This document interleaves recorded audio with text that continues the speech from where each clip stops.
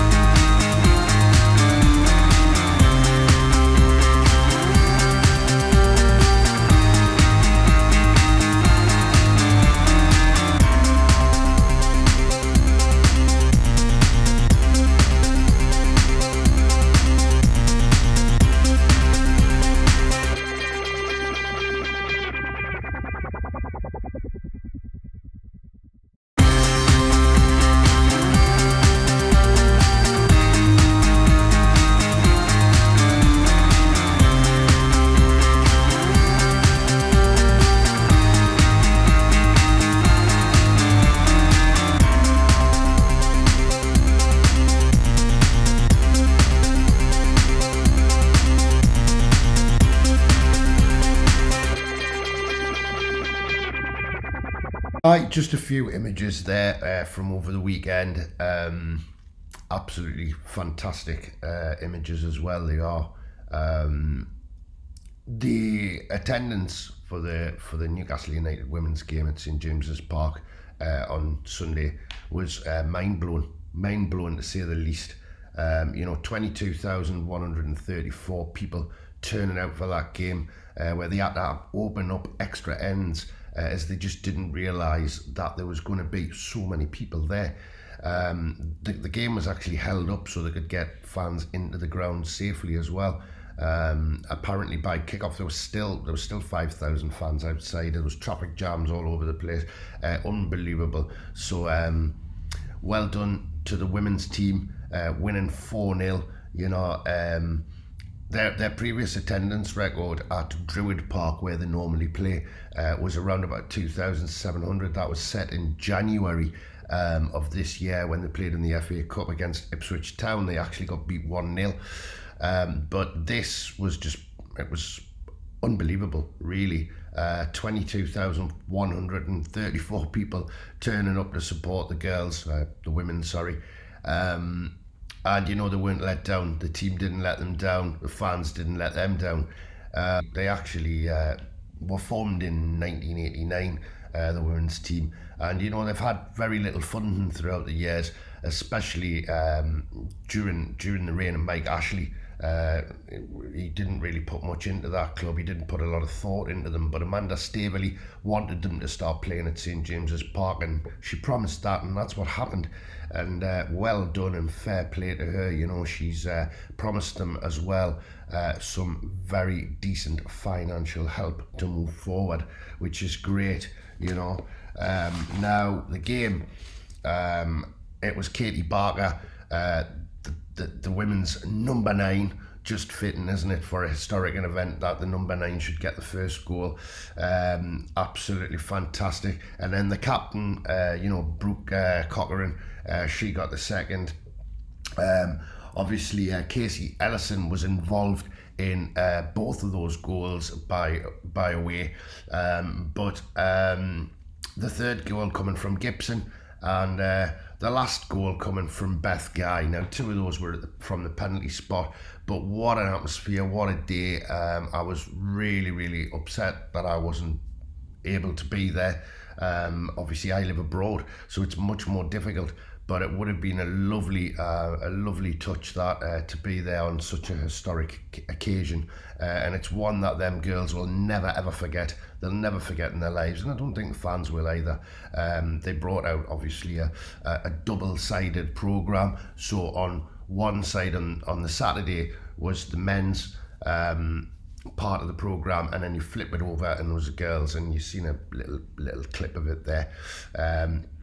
But fantastic support from the Geordie public, came out in their thousands to give the lasses a helping hand. I applaud the women there, and well done. And how are the lasses? Now Monday saw another important game, a massive game in Gateshead's season. Now, it was just a few weeks ago that they played away to the team who were second in the league behind them, Brackley Town, and they lost 1-0. They always managed to stay on top by goal difference, but bit by bit, Brackley, it was theirs to lose, and bit by bit, they kept losing points, and losing ground on Gateshead. Gateshead have fought long and hard to make this championship theirs, and they did just that on Monday against Chorley Town. They didn't get it all their own way, like. So Jacob Blythe opened the scoring for Chorley Town, and Carl Magnay getting the equaliser just at the start of the second half there. And all Gateshead needed was a draw, to be fair, but it would have been nice to get a win. But it did end up a draw. Owen Bailey getting a goal in the 67th minute, and that put Gateshead 2-1 up, and everything was coasting, everything was flying, and then it all got a bit twitchy when Willem Tomlinson scored in the 78th minute, make it 2-2. But they weathered the storm. They did really well, and they carried it out until full time whistle. And Gateshead are champions, and well done to the Tyneside, as I'm so happy that was the final outcome.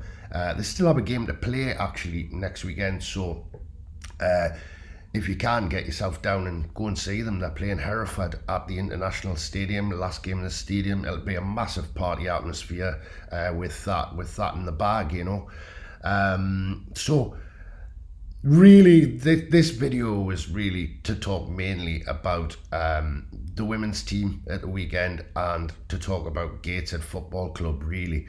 I know I haven't really talked about the Newcastle men's game on Saturday, but I think probably by now everybody's probably seen it to death. I was a bit annoyed with the refereeing in that game. I thought the referee, Mr. Mariner, was appalling, actually. Don't mind saying that. I still can't make my mind up on the Milner challenge on Cher when he limped off, which led to their goal, really.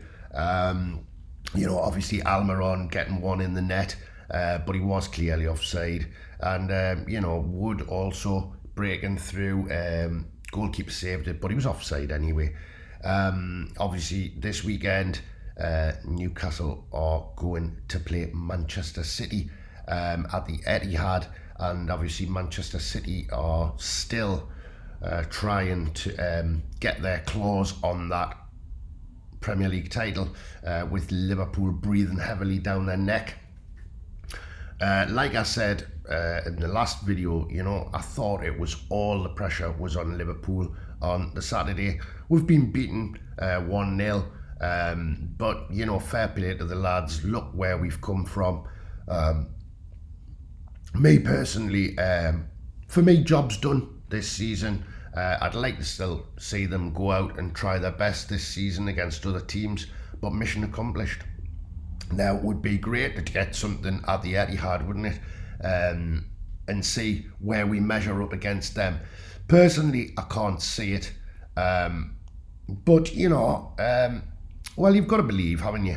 But let's hope, they go out there, give them a game on Saturday, and who knows, who knows? You just never know, do you? You never know with Newcastle. Manchester City are in action in the Champions League tonight, with that game against Real Madrid at the Bernabeu.